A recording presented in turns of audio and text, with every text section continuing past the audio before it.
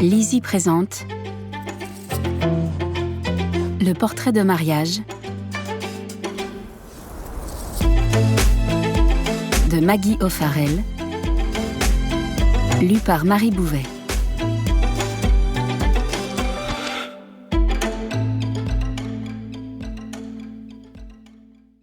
Pour Marie-Anne et Victoria. Note historique. En 1560, âgée de 15 ans, Lucrèce de Médicis quitta Florence pour entamer sa vie maritale auprès d'Alfonso II d'Este, duc de Ferrare. Moins d'un an plus tard, elle serait morte.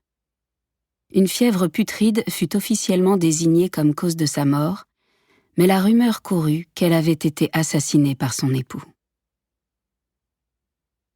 Peinte sur le mur, voilà ma dernière duchesse. Ne la croirait-on pas vivante ? Robert Browning, ma dernière duchesse. Les dames, sans cesse contraintes de refermer en elles-mêmes leur volonté et leurs désirs, esclaves des pères, des mères, des frères, des maris, qui la plupart du temps les retiennent prisonnières dans l'étroite enceinte de leur chambre où elles demeurent oisives, sont livrées aux caprices de leur imagination qui travaille. 1000 pensées diverses les assiègent à la même heure. Boccace, le Décaméron. Un lieu sauvage et solitaire. La forteresse, région de Bandeno, 1561.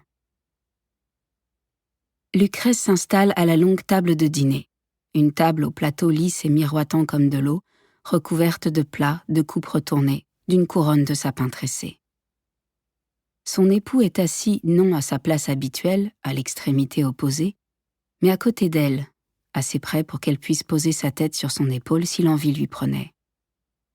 Il déplie sa serviette, rajuste la position de son couteau, rapproche d'eux la chandelle, quand vient à Lucrèce, avec une évidence soudaine, comme si un fragment de verre coloré devant ses yeux avait été placé ou peut-être retiré, la certitude que son époux projette de la tuer. Elle a 16 ans, et une année entière ne s'est pas encore écoulée depuis qu'ils se sont mariés. Cette journée a presque été entièrement consacrée à leur voyage, car il fallait profiter du peu de lumière qu'offre la saison, quitter Ferrare à l'aube pour chevaucher jusqu'à ce lieu qu'il lui avait décrit comme un pavillon de chasse, tout au nord-ouest de la province. Mais cela n'a rien d'un pavillon de chasse, aurait-elle voulu lui dire une fois à destination. Un édifice en pierre sombre, aux murs élevés, bordé d'un côté par une dense forêt et de l'autre par les méandres sinueux du Pô. Elle aurait aimé pouvoir se retourner sur sa selle et lui demander « Pourquoi m'avez-vous emmené ici ?»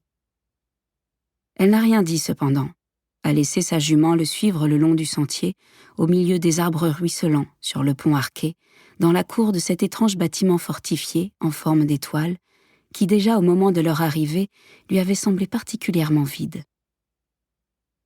Les chevaux ont été emmenés, Lucrèce a ôté son manteau et son chapeau détrempé, et son époux la regardait faire, debout, dos aux flammes qui brûlaient dans l'âtre.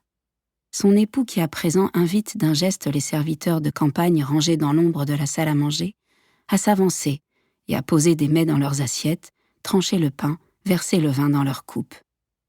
Et reviennent alors brusquement à la mémoire de Lucrèce les mots de sa belle-sœur, soufflés d'une voix rauque à son oreille. « Vous serez punis. » Ses doigts se crispent sur le bord de son assiette. La certitude selon laquelle il nourrit le projet de la voir mourir est comme une présence à côté d'elle, un oiseau de proie au plumage sombre posé sur le bras de sa chaise. Voilà la raison de ce départ précipité pour ce lieu sauvage et solitaire. Il l'a emmenée ici, jusqu'à cette forteresse de pierre, pour la tuer. La sidération la sort de son propre corps. Elle manque d'en éclater de rire. La voilà qui flotte sous le plafond voûté, se voit elle-même, et le voit lui, tous deux assis à table, enfournant dans leur bouche du bouillon et du pain salé. Elle voit la manière dont il se penche vers elle, pose ses doigts sur la peau nue de son poignet, tout en lui murmurant quelques mots. Elle se regarde elle-même, acquiesçant, avalant sa bouchée, émettant un commentaire sur le périple qui les a menés ici et les paysages remarquables qu'ils ont traversés, comme si de rien n'était, comme s'il s'agissait d'un... Nous espérons que vous avez apprécié cet aperçu. Pour continuer à écouter ce livre audio sur Google Play Livres, utilisez le lien dans la description de la vidéo.